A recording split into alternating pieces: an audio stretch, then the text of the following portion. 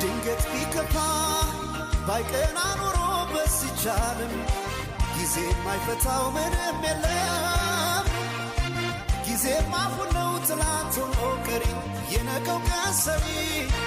ዓመት ያህላል ቀን እየዞረ ዛሬም ራሱ ነገ ነበር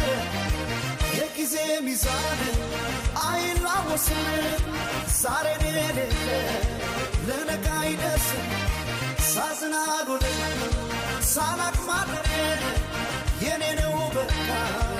አልሰጥም ዛሬ አይዞህ ልቤ